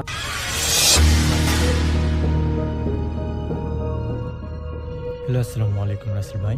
আজকে যে ঘটনাটি নিয়ে আপনাদের মাঝে আমি হাজির হয়েছি, এই ঘটনাটি আমাকে বগুড়া জেলা থেকে পাঠিয়েছেন শাফিন ভাইয়া। তিনার বাসা বগুড়া জেলায়। তিনি একটা ভয়ঙ্কর লেভেলের ব্ল্যাক ম্যাজিক কেন্দ্রিক ঘটনা আমার সাথে শেয়ার করেন। তো সেই ঘটনাটি আপনাদের সাথে আমি শেয়ার করতে যাচ্ছি। সো সরাসরি আমি ঘটনায় চলে যাচ্ছি। এই ঘটনাটি ঘটে আজ থেকে প্রায় 19 বছর আগের ঘটনা। এই ঘটনাটি একটি ব্ল্যাক ম্যাজিক কেন্দ্রিক একটি ছেলে এই ব্ল্যাক ম্যাজিক কেন্দ্রিক শেখার জন্য প্রচণ্ড লেভেলের মানে কয়েক বছর এই জিনিসগুলো নিয়ে ঘাটাঘাটি করে। সেটা বলার মতোই না, মানে বিশ্বাসযোগ্য না এতটা পরিমাণে। শাফিন ভাই যেটা বলে যে এই ঘটনাটি তিনি সংগ্রহ করেন তার এক ফ্রেন্ডের কাছ থেকে। সে এই ঘটনাটি তাকে বলে, সেই ঘটনাটি সে আমাকে বলে। এই ঘটনাটি ওই যে ফ্রেন্ড তাকে বলে, তার এক ভাই এরকম একটা ভয়ঙ্কর লেভেলের কাজ শেখার জন্য এতটা পরিমাণের ভয়ানক কাজ শুরু করার পরিকল্পনা করতেছিল। তো মূল ঘটনায় আমি চলে যাচ্ছি। ঘটনাটির সূত্রপাত তার একটা কিউরিওসিটি জাগে যে সে ব্ল্যাক ম্যাজিকের এই জিনিসগুলো শিখবে, মানে এগুলো শিখে সে একজনের ওপর প্রয়োগ করবে, দেখবে যে এগুলো কি আসলে আদৌ কাজ করে কি না। তো এই জন্য সে কয়েকটা ব্ল্যাক ম্যাজিকের বই সংগ্রহ করে। মানে এতটা পরিমাণের ভয়ঙ্কর লেভেলের একটা মানুষের চিন্তা ভাবনা থাকলে যে মানুষকে ব্ল্যাক ম্যাজিক করবে, এই জন্য সে কয়েকটা বই সংগ্রহ করে। এবং এই বইগুলা সে বাড়িতে রাখে না এবং কিছু জায়গায় মাটিতে পোতায় রাখে। রাত্রিকালীন সময় করে এই বই একটা করে বই নিয়ে যে ফাঁকা জায়গায় যে পড়াশোনা করতো, এই বইগুলো নিয়ে ঘাটাঘাটি করতো। একটা পর্যায়ে এগুলো নিয়ে অনেক দিন যাবৎ রিসার্চ করার পর সে প্রায় 3 বছর এগুলো নিয়ে রিসার্চ করার পর সে মোটামুটি এতটা পরিমাণের কবিরাজি শিখে গেছে ব্ল্যাক ম্যাজিকের উপর, সেটা বলার বাইরে। একদিন তাদের পরিবারে একটা নৃশংস একটা মানে ঝগড়া লাগে, মানে তাকে প্রচণ্ড লেভেলের অপমান করা হয়। এই অপমানটা সে সহ্য করতে না পারে সে ভাবতেছিল যে এর উপরেই আমি ব্ল্যাক ম্যাজিকের ইয়াটা করব। এবং সে তার নিজেরই চাচাতো ভাই। তো যখন এই ভয়ঙ্কর লেভেলের কাজটা করার সিদ্ধান্তটা নেয়, তখন তার একটুও মনের ভেতর ছিল না যে সে এরকম একটা ভয়ঙ্কর লেভেলের ব্ল্যাক ম্যাজিক করবে তার উপর, এবং সে যদি মারাও যেতে পারে। এতটা পরিমাণের ভয়ঙ্কর লেভেলের ব্ল্যাক ম্যাজিক তাকে করানো হবে। সে প্রথম স্টেপে হালকাভাবে দেখতে চাচ্ছিল যে এর কাজগুলো কি আসলে হয় কি না। এজন্য সে প্রথমে একটা হালকা ব্ল্যাক ম্যাজিক করা হয়। ওই তার চাচাতো ভাইয়ের একটা শার্ট পরনের কাপড় নিয়ে যে ও এই জিনিসটার উপর থেকে সে ব্ল্যাক ম্যাজিক করা শুরু করে। যখন এই জিনিসটা দিয়ে ব্ল্যাক ম্যাজিক করা শুরু করে, তার মানে যখন শুরু করছে এতটা পরিমাণে ভয়ঙ্কর লেভেলের শিখছে যেটা বলার বাইরে। ও নিজেও জানে না যে এতটা পরিমাণে ভয়ানক হবে। আর এর পরবর্তীতে এর যে একটা ফলাফল এটার কি হবে সেও এতটা ভাবেনি। তো যখন এই জিনিসটা নিয়ে সে কাজ করে, এই শার্টটাকে অনেকটা পরিমাণে ব্ল্যাক মিউজিকের একটা ভয়ানক লেভেলের চলে গেছে। যাওয়ার পর যে ছেলের সাথে এরকম করছে সে হঠাৎ করে একদিন বাড়িতে এসে আগুনে পড়ে যায়, অজ্ঞান হয়ে গেছে। অজ্ঞান হয়ে যাওয়ার পর তাকে ডাক্তার এনে অনেকক্ষণ মাথায় পানি ছেঁকার পর অনেকক্ষণ পর তার জ্ঞান ফেরে, এবং সে জ্ঞান ফেরার পর সে যেটা বলে যে আমি আসার পর এরকম হয়ে গেল, মানে আস্তে আস্তে সে অসুস্থর দিকে চলে যাচ্ছে। যখন সে আবার দেখতেছিল যে এ আসলে কি অসুস্থ হয় কি না, যখন দেখছে যে আসলে অসুস্থ হয়ে গেছে, পরের দিন তাদের সাথে আবার কিন্তু তাদের ওই পরিবারের ঝগড়া লাগার পর সে আবার মানে আরও চেতে যে তার উপর এতটা পরিমাণের ভয়ানক পরিমাণের ব্ল্যাক ম্যাজিক করে সেটা বলার বাইরে। যেটা মাগুর মাছের গলায় 2টা বাঁধছে, তাবিজ বেঁধে সে মাছ ছেড়েছে পানিতে, এবং সে জানতো যে যদি ভরা নদীতে কোনো জায়গায় এই মাছটাকে ছেড়ে দেওয়া হয় মাছটাকে খুঁজে পাওয়া যাবে না, এবং মাছটাকে যদি খুঁজে পাওয়া না যায় আর ও বাঁচতে পারবে না। এই বিষয়গুলো সে জানতো। সেজন্য ও কি করছে, একটা খাল খনন করছে ছোট, করার পর ওই জায়গায় মাছটাকে গলায় বেঁধে ওইখানে মানে আর কি ফালাই দিছে, মানে মাছটাকে ছাড়ছে। প্রতিদিন ওইখানে পানি দেয়।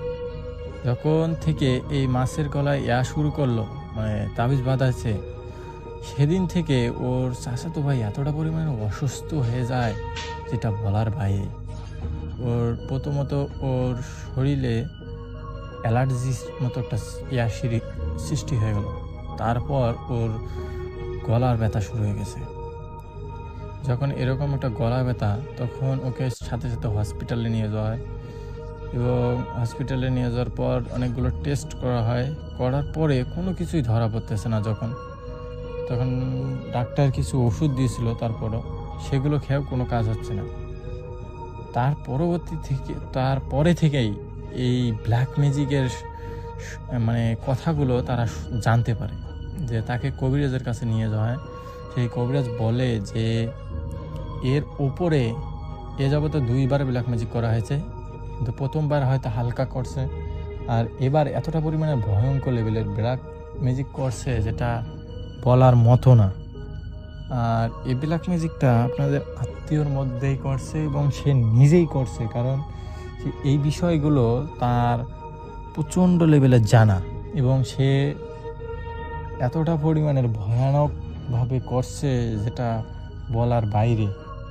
মানে পরবর্তীতে যাতে কেউ এর কোনো আন্দাজ বা কেউ খুঁজে পায় না, এরকমও সিস্টেম করছে। মানে শাফিন ভাই যেটা বলে আছে ভাই, যে এই ছেলে এতটা পরিমাণে ভয়ানকভাবে ব্ল্যাক ম্যাজিকটা সূক্ষ্মভাবে করছিল যেটা বলার বাইরে। মানে কোনো কবিরাজ যাতে একে খুঁজে বের করতে না পারে, সেই বিষয়গুলো ভালোভাবে আন্দাজ করে কাজগুলো করছিল।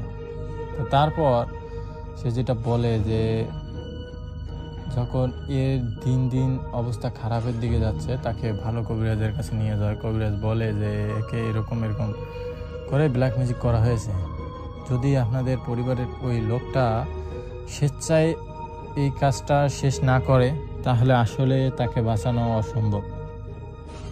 এবং তারা এই বিষয়গুলো নিয়ে বাসায় আসে, কথা বলি করে। বলার পর সবাইকে ডাকার পর তার বাবা মা, ওই ছেলের বাবা মা সবার কাছে হাত জোর করে অনুরোধ করে যাতে তার ছেলেকে বাঁচায়, এবং এই কাজটা যাতে সে আর না করে, এবং সবার কাছে মাপ চায়। তো তারপর এই যে মাছটা যখন মারা যেত, তখন নাকি এই ছেলেও মারা যেত।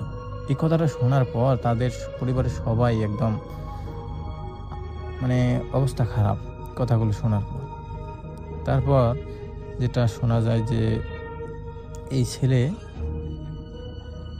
মাছটাকে মুক্তি দেয় এবং মুক্তি দেওয়ার পর তার ওই ভাই আস্তে আস্তে সুস্থ হয় এবং তাদের পরিবারের সাথে তাদের যে দ্বন্দ্বটা ছিল আর এর পরবর্তীতে তারা কখনো দ্বন্দ্বে যায় নাই। আর এই ছেলে যে ওর চাচাতো ভাই এতটা পরিমাণে ভয়ানকভাবে অসুস্থ ছিল যে সে দেখতেছিল যে এ মরার মতো একটা অবস্থা।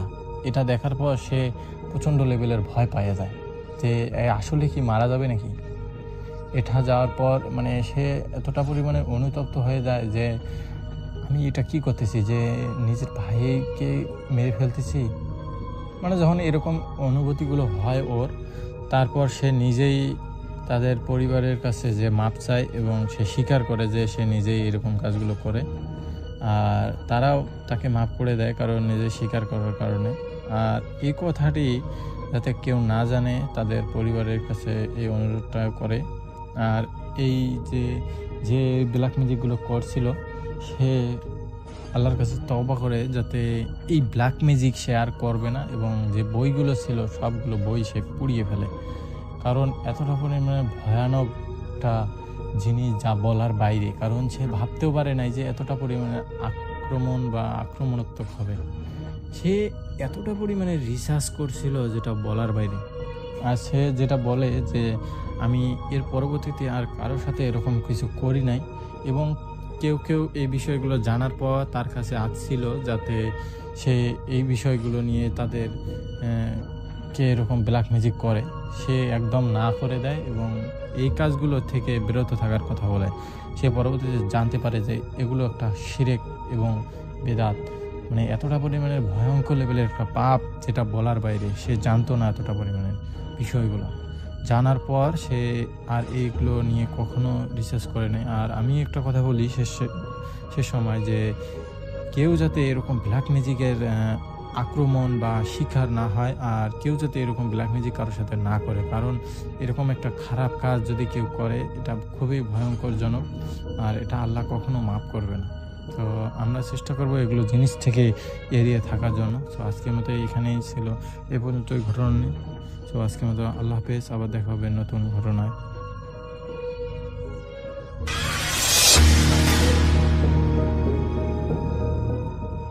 যে ঘটনাটি আমাদের সাথে শেয়ার করেছেন পাভেল খুলনা শহর থেকে।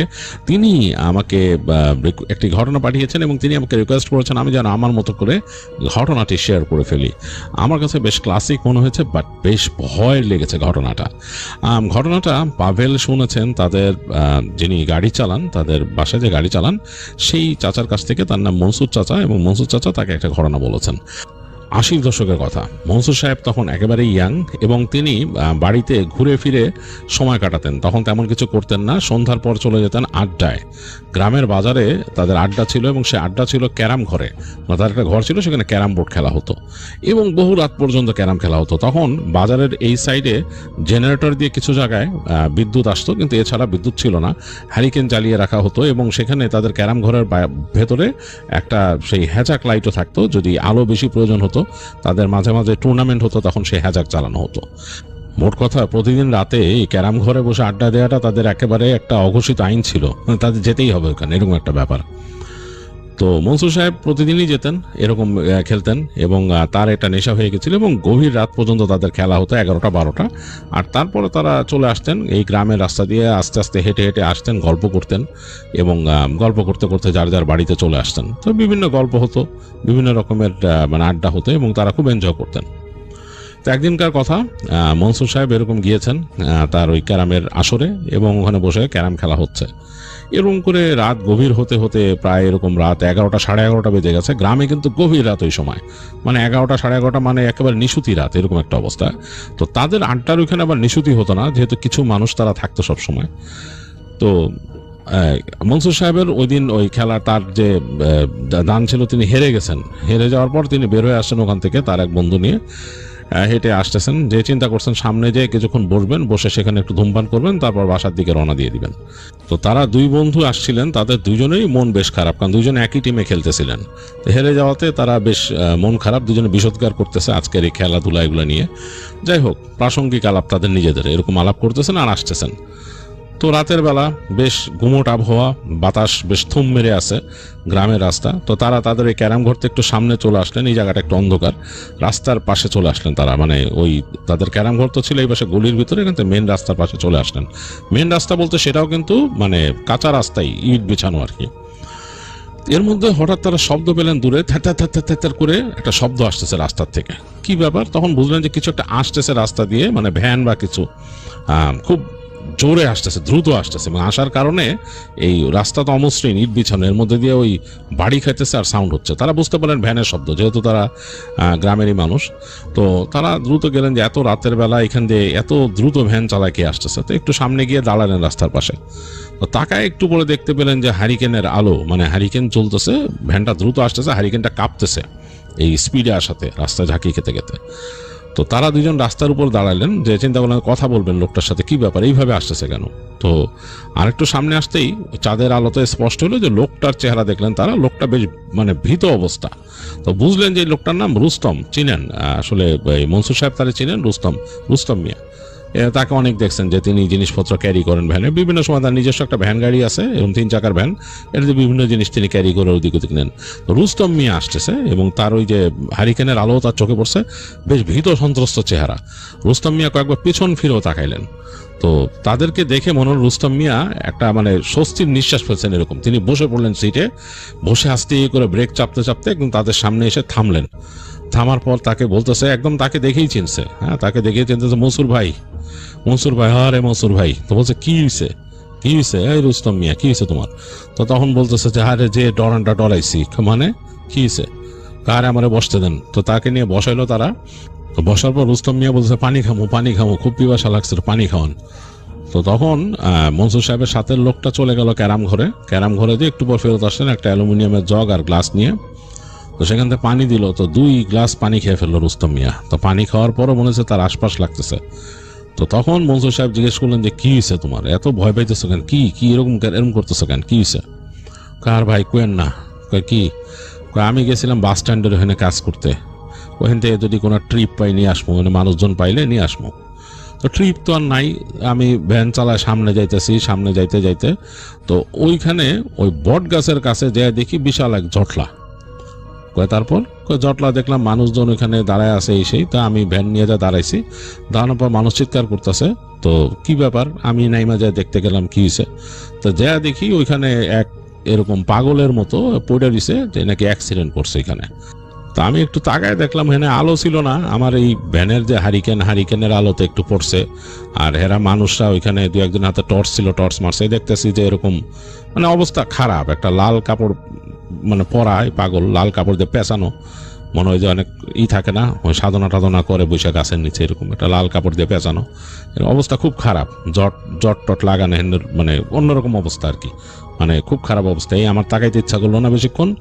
তো আমি ওখান থেকে আস্তে করে ভ্যানটা নিয়ে আইসা পড়লাম। আইসা সামনে যায় দাঁড়ায় মোল্লার চায়ের দোকান আছিল, ওখানে দাঁড়ায় মোল্লার কাছে চা চাইলাম। তো চা খাইতেছি, চিন্তা করছি চা খামো, এর মধ্যে যদি কেউ যাইতে চায় আমার এখানে নিয়ে যাবো, আর নাইলে আমি এমনি রওনা দেবো, আসলে আর এখানে কিছু করার নাই। তো চা খাইতেছি, আবার দেখি ওই দূর থেকে এরকম মানুষের হট্টগোল, কথা কইতেছে, চিৎকার করতেছে, সেই জানতেন। তো কয়েকদিন আইসা দেখি যে এক মানে পুলিশের আমার ডাকতেছে, দিকাও ভ্যান নিয়ে দিকাও। তা আমি আর কি কমে গেলাম। তো পুলিশ বললো যে এইখানে অ্যাক্সিডেন্ট হয়েছে, বডি এটা মনে নাই, তো এর হাসপাতালে নিতে হবে।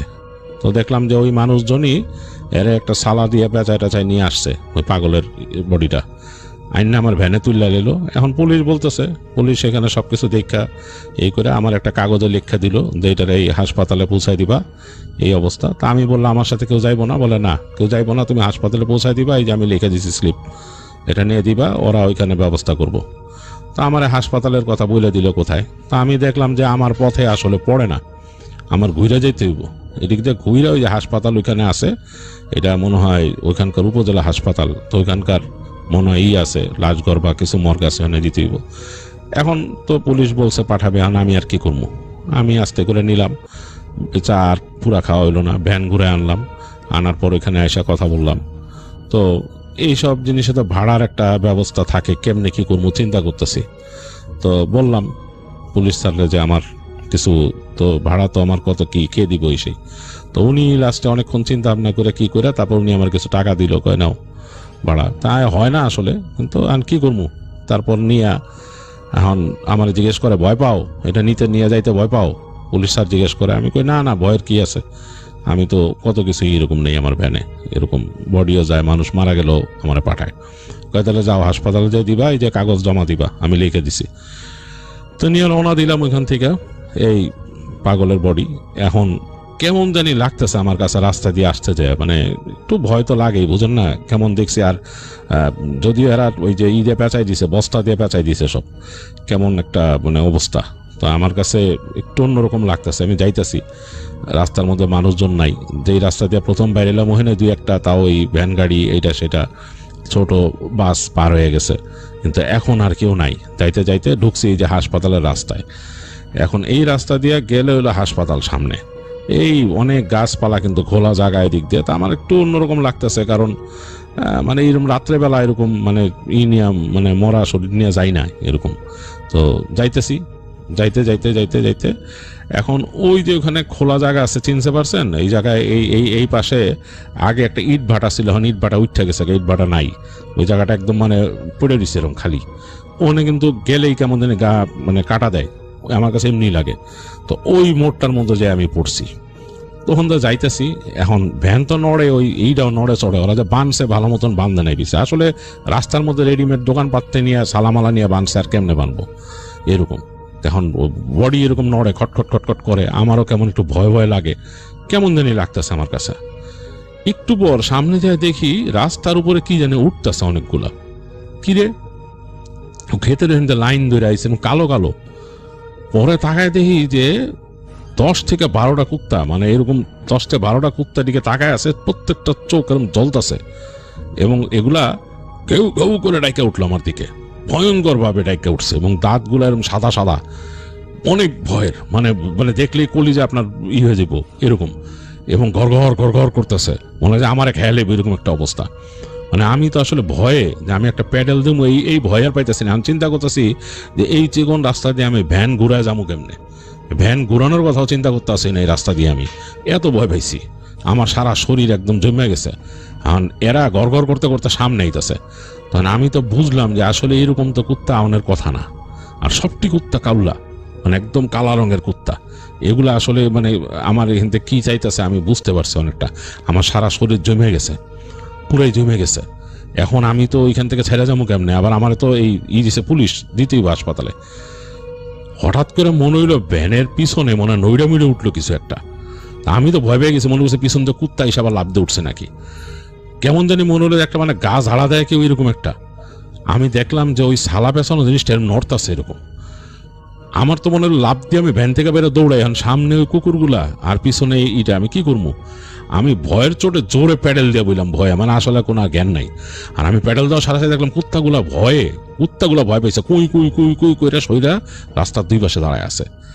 তা আমি প্যাডেল দিয়ে মারছি, আমি তো খুব জোরে চালানো শুরু করলাম, মানে আমার ভ্যান মনে উইরা চলতেছে, আর আমি দেখতেছি আমার ওই পিছনে সালা নড়তাছে এরম এরম করে। তো আর এই কুত্তাগুলা রাস্তার দুই পাশে যাইতেছে ভ্যানের পিছে পিছে, এবং ওগুলো ডাকে আবার কাইন্দা উঠে, মানে জোরে জোরে কাইন্দা উঠে যে এরকম। ওই কি যে ভয়ের একটা ব্যাপার, আপনি বিশ্বাস করবেন না। রাস্তার মধ্যে দিয়ে হঠাৎ হঠাৎ মনে হচ্ছে বাতাস আইতেছে, দমকা বাতাস আমার গায়ে লাগতেছে, মানে অনেক ভয় পাইছি। এইভাবে করে আমি কোনো মতে মানে মনে মনে আল্লাহরে ডাকতে ডাকতে ভ্যান চালাইতেছি। আল্লাহরে যখন স্মরণ করি তখন দেখি যে মনে হয় যে ভ্যানের কাঁপাকাঁপি কমে যায়। এরকম করতে করতে এক সময় দেখছি দূরে হাসপাতালের আলো দেখে আমি বুঝছি যে এই তো মানে সামনে একটা লাল লাইট জ্বলে হাসপাতালের সামনে, ওই ওই জায়গায় দেখছেন না, ওই দিক দিয়ে একটা লাল লাইট জ্বলে, দরজাটা আছে। আমি কোনো কথা না বলে হাসপাতালের ওই সামনের দরজাতে ঢুকাই দিছি ভ্যান। ঢুকাই দিয়া দেখি কেউ নাই সামনে। কি অবস্থা, সামনে কেউ নাই, হাসপাতালে এনে খালি, কারে খুঁজবো আমি? এখন আমি মানে ভয় পেয়ে গেছি। আমি এখন ভ্যানটা রেখে এখন আমি দেখতেছি কুত্তাগুলা বাইরে দাঁড়ায় রাখতেছে, কান্দে, জোরে জোরে কান্দে। আমি ভ্যানের থেকে নাইমা আস্তে আস্তে হাঁটছি, ভ্যানটার রাইকে আস্তে আস্তে হাঁটছি, হাইটা হাসপাতালের এদিক দিয়ে গেছি, কাউরে পাই নাকি। একটু পরে দেখি ওখানে গার্ড, হাসপাতালের গার্ড, ওই জিমাইতেছে, মাথা এরকম দিয়ে দেয়ালের সাথে জিমাইতেছে। তো ওরা ডাক দিয়েছে, ও কাইপ্পা উঠছে, কাইপ্পা লাফায় উঠছে। তা আমি উঠে ওরা কাগজ দিলাম যে এটা আমার থানাতে দিছে কাগজ, এই বডি নেও, বডি আইসে হেনে তুমি হেনে এই লাশ ঘরে নিবা নাকি কি মর্গে নিবা দেখো।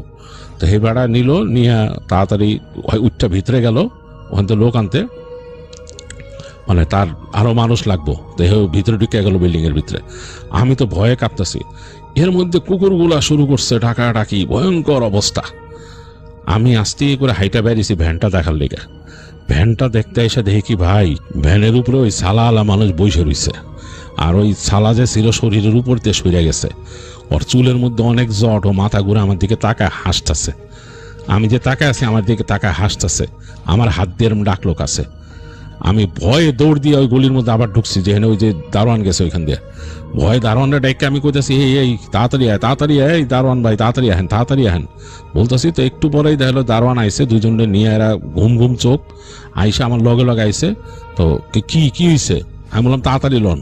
তো আসলে আইসা দেখি যে ভ্যানের মধ্যে ওই শুয়ে রয়েছে, মানে আমি যে দেখছি উইটা বসে আছে ওরম না, শুয়ে রয়েছে, কিন্তু উপরে নাই, সালা নাই। আমি যে দেখছিলাম সালা মানে দড়ি কিন্তু একটা খোলা। তো এই লোক আমার কইতেছে এটা এইভাবে করছে কে, এই সালাদিনা পেঁচাই দিছিল, হ্যাঁ কে তার দড়ি খুলছে কে। তা আমি বললাম যে না আমি খুলি নাই, এরকমই। তো এবার আমার দিকে ওয়াকে তাকাই দিছে। তো এরা দেখলো, দেখা ওই ইটারে নিল, বডিটারে নিল, এরা ধরলো, সালাটা আবার দিল ইসের উপর দিয়ে। তো উঁচা করে যখন হেরা নিয়ে যাইতেছে, হেরা মনে হোক ওইখানে একটা লাশ ঘর আছে, এখানে নিয়ে যাবো এটারে, মানে বডিটারে নিয়ে যাবো। এইটা ওই হাত দিয়ে ঝুলতেছে, ওইটা দিয়ে আমার এরকম হাত দিয়ে ডাইকা আমার এরকম দেখাইতেছে, হাত দিয়ে এরকম ডাকতেছে। আমি ভয়ের চোটে আর কোনো কথা না কয়ে আমি ভ্যানটা নিয়ে গড়গড় করে ওখান থেকে মানে এক দৌড়ে বেরিয়েছি। ওই ভ্যান নিয়ে যে বেরিয়েছি হাসপাতালের গেট দিয়া, ও কুত্তাটি আমার দিকে ঘেউ ঘেউ করে উঠছে, ঘেউ ঘেউ করে উঠছে, আমার লগে দৌড়াইছে, অনেকক্ষণ পর্যন্ত দৌড়াইছে। তারপর আমি যখন নাকি এইখানে যে এই পুকুরটা ক্রস করে গেছি, ওই যে ওখানে তালগাছালা পুকুরটা, ওইটা ক্রস করে গেছি, এরপর দেখলাম যে কুত্তার ডাকার নাই। এরপর তো ভয়ে আত্মা উড়ে যেতেছিল, চালা এইটাই যে আপনা করে দেখে আমার কলজায় পানি আসছে। তো মনসুর সাহেব এগুলো শুনলো, শুনে বললো যে আচ্ছা যাই হোক হয়েছে, এখন তুমি তো একটা, তোমার তো কাজ শেষ, তুমি তো ওই কাগজ দিয়ে আসছো এখানে না, তো হাসপাতাল তো বুঝাই দিয়েছো, তোমার কাজ শেষ, এগুলো না চিন্তা করো না। এটা কোন বট গাছ, কোথায়? তো মনসুর সাহেবকে তখন বললো রুস্তম মিয়া যে অমুক জায়গায়, বর্ণনা দিল সেই। তো তখন শুনলো, তো শোনার পরে মনসুর সাহেব বললো যে এখন আর চিন্তা করো না, এগুলো নিয়ে আর ভয় পেও না, আসো তোমার মনটা একটু ভালো করি। তো তারে ধূমপানও করতে দিল, তারপর নিয়ে গেল রুস্তম মিয়াকে নিয়ে, তাদের ক্যারাম ঘরে বসাইলো। রাত হয়ে গেছে, তারা অনেকক্ষণ চিন্তা করলো যে মানে আর কি, যে তার মনটা একটু ঠান্ডা করা দরকার। তো তারা নিজেরাই একটা ক্যারাম গেম খেললো আবার। আর রুস্তম মিয়াকে বলছিল যে তুমি খেলবা নাকি, সে ভয়ে মানে একদম পাংশু হয়ে গেছে, সে বলছে না, সে কোনো ক্যারাম গেম টেম খেলবে না। তো যাই হোক, তারা খেলা শেষে একই সাথে তারা গেল রুস্তম মিয়ার সাথে। রুস্তম মিয়াকে বললো যে তোমার বাসায় তুমি যে, তারপর আমরা ওইখান থেকে হেঁটে আসবো। তো রুস্তম মিয়ার বাসা খুব বেশি দূরে না সেখান থেকে। যাই হোক, সেখানে যাওয়ার পর রুস্তম মিয়া যখন তার বাসায় ঢুকছে, তখন মনসুর সাহেব আর তার বন্ধু নিজেদের বাসার দিকে রওনা দিলেন এবং গল্প করতে করতে হাঁটতে হাঁটতে যার যার বাসায় চলে গেলেন।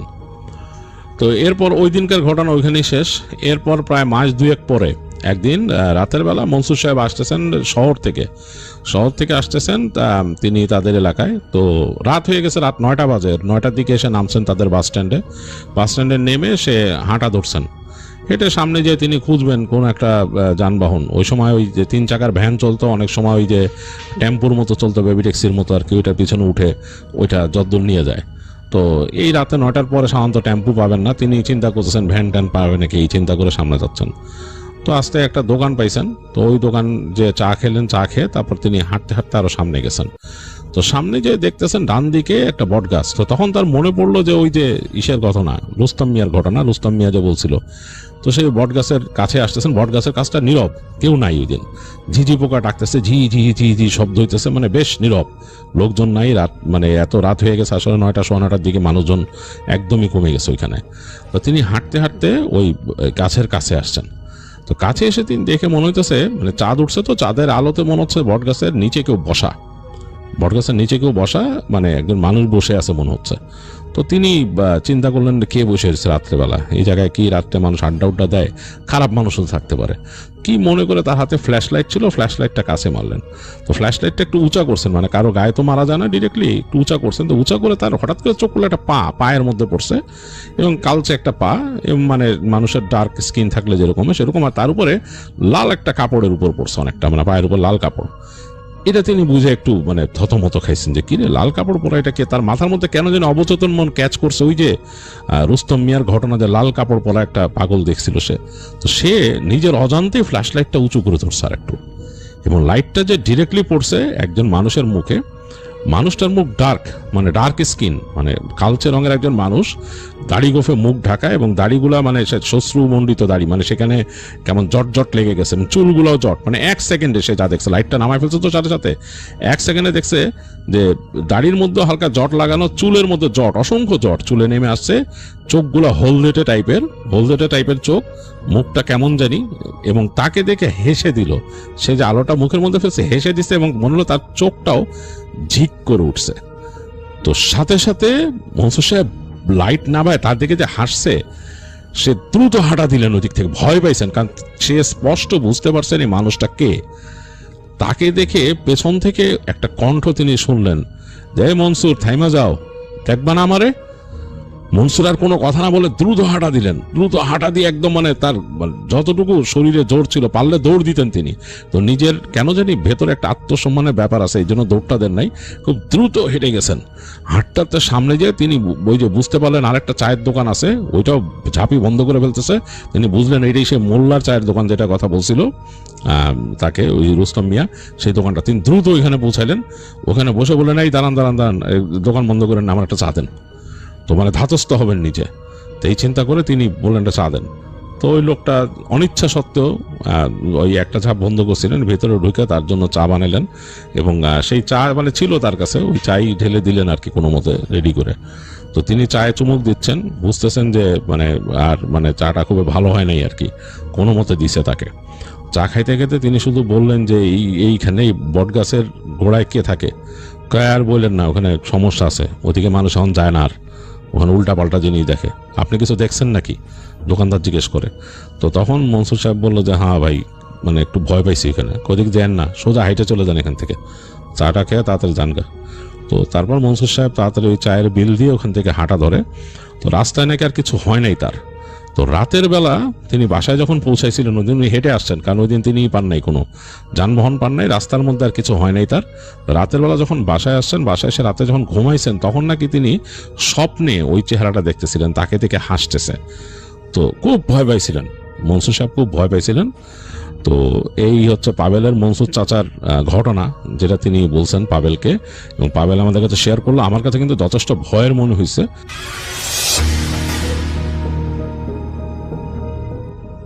হ্যালো শফিন ভাই, আসসালামু আলাইকুম। ওয়ালাইকুম আসসালাম। আশা করি মহান আল্লাহর ইচ্ছায় অনেক ভালো আছেন। আমি আবির মাহমুদ, লিখছি গাজীপুর থেকে।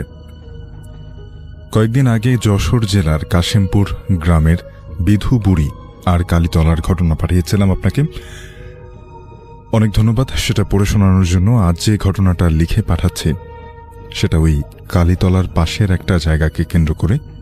জায়গাটার নাম ভূতের মাঠ। যখনকার কথা বলছি, আমার বড় খালার তখন নতুন বিয়ে হয়েছে। লোকে বলে ওখানে নাকি ভূত থাকে। সন্ধ্যার পর কেউ ভুলেও ওই জায়গাটাতে যায় না। একদিন ওই জায়গায় একজন ভিনদেশী আসেন। তিনি ওখানে জায়গা কিনে নতুন বাড়ি তোলেন। তারপর তার স্ত্রী আর এক মেয়েকে নিয়ে বসবাস করা শুরু করেন। তারা সেখানে থাকার কিছুদিন পরে জানতে পারেন ওখানে নাকি জিন ভূতের অনেক প্রভাব। তারা তখন বিষয়টাকে মোটেও গুরুত্ব না দিয়ে বরং হাসি তামসা করতে থাকে। একদিন বিকেলে ওই বাড়ির বউ যখন পাড়ায় বেরিয়েছিলেন, তখন পাড়ার অনেক মহিলা তাকে ওইসব কথা বলতে থাকে। মহিলা সন্ধ্যার সময় বাড়ি ফিরে অনেক রাগারাগি করতে থাকেন, ভূত প্রেত নিয়ে নানা রকম খারাপ কথাও বলতে থাকেন। যেদিন এই ঘটনা ঘটে সেদিন রাতেই এমন একটা ঘটনা ঘটে যা তারা মোটেও আশা করেনি। মাঝরাতে হঠাৎ তাদের দরজায় জোরে জোরে টোকা পড়তে থাকে। বউয়ের ঘুম ভেঙে গেলে তিনি উঠে জিজ্ঞেস করেন কে বাইরে, কিন্তু কেউ কোনো সাড়া দিল না। অথচ টোকা পড়া বন্ধ হলো না। কেউ যেন এক নাগারে দরজায় টোকা টোকা দিতেই থাকলো। মহিলা তখন মেজাজ খারাপ করে বকা দিতে দিতে দরজাটা খোলেন, কিন্তু দরজা খুলে সামনে কাউকে দেখতে পান না। তিনি বারান্দায় নেমে চারপাশে তাকান, কোথাও কেউ নেই। ঘরে ফিরতে গিয়ে হঠাৎ তার পায়ের কাছে কিছু একটা ঠেকল, আর জায়গাটা অনেক স্যাঁতস্যাঁতে মনে হলো। ঘর থেকে হারিকেন এনে যে তিনি সেখানে তাকাতেই একটা চিৎকার দিয়ে তিনি মাটিতে পড়ে যান। তার চিৎকার শুনে তার স্বামী ঘুম ভেঙে যায়। তিনি দৌড়ে এসে দেখেন তার স্ত্রী মাটিতে পড়ে আছে।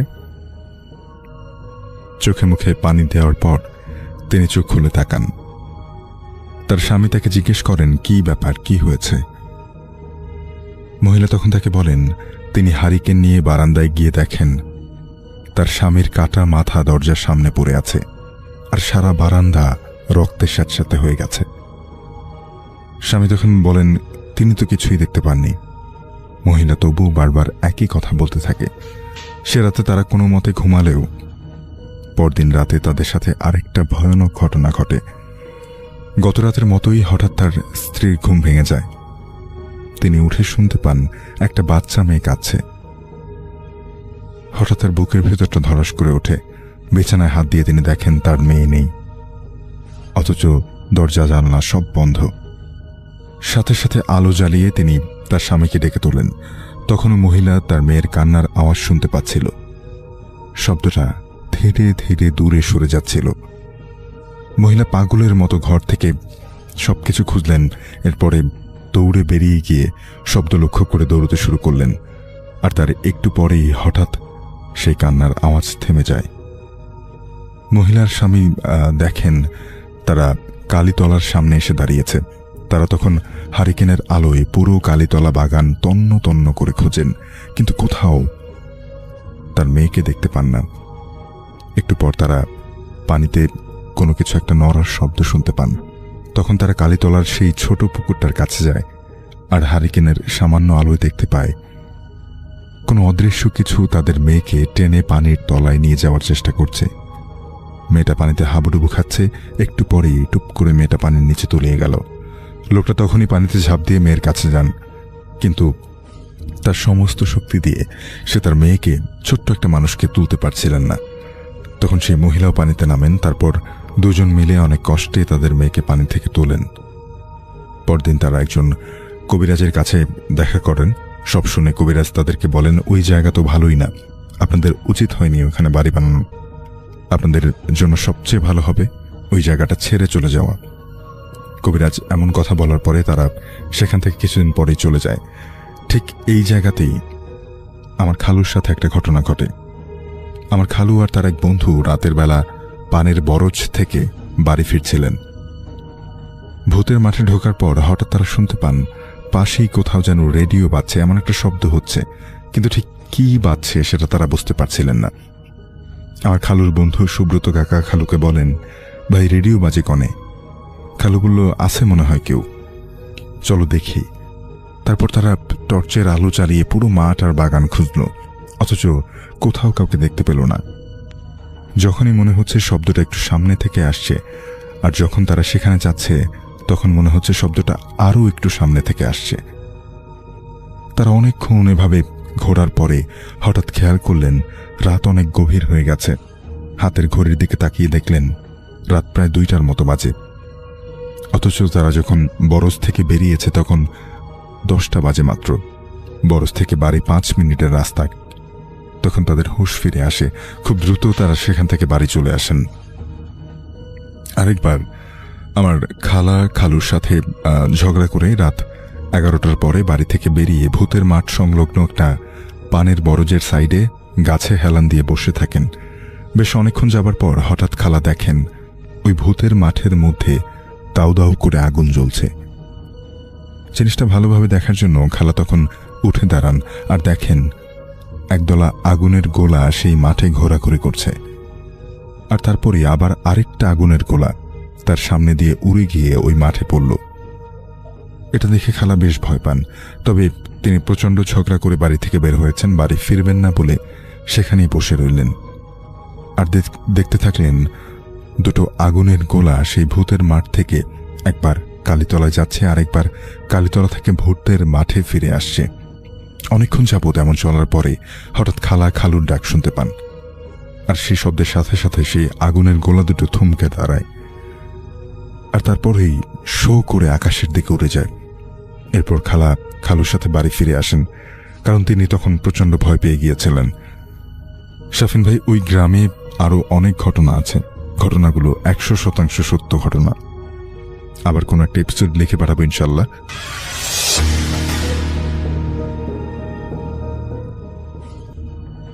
নমস্কার গৌরবদা, আমি হাবড়া থেকে শুভঙ্কর দেবনাথ বলছি।